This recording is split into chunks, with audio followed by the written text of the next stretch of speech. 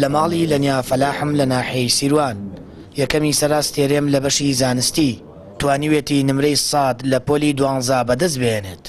لەنیا لە خانەوادەیەکی سادە و کەم دەست بەبێ ژوور و مامۆستای تایبەت هاوکات لە ئامادەیەکی حکومی ئەو ئەنجامە گەورەی بەدەست هێناوە.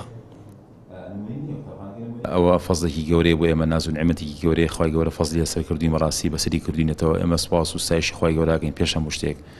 لەنیا گیان بەدەر لە ئەو کاتانی کە بۆ خوێندن و وانە تایبەتەکانی خۆی خەریک بۆ بەڕدەوام لەگەڵەوەشە بەردەوام خەریکی دراسی قرائی قورئان بووە.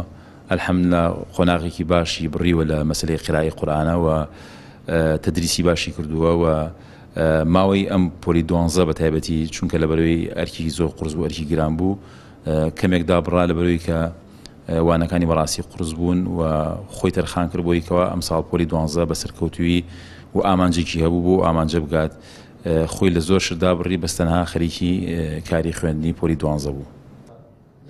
لەنیا لەگەڵ کۆشش و هەوڵەکانی بۆ سەرکەوتن لە پۆلی 12 خوێندنەوە گوێگرتن لە قورئانی پیرۆزی فرامۆش نەکردووە.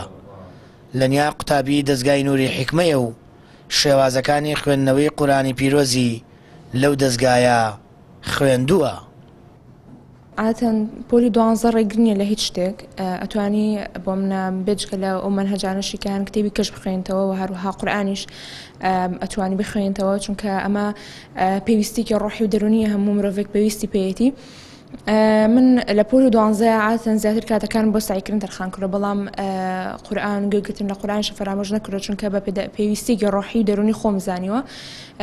یعنی بۆ ئەوەی کە زیاتر مرتاع بم کاتێ بێتاقەت بم زیاتر گوێم لە قورئان گرتووە و هەروەها عادەتەن قورئان خوێندنم هەر زیاتر لە ئەو مەدرسانەی کە هەن قورئان خوێندووە و هەروەها لە نووری حیکمەش قیرائەم خوێندووە.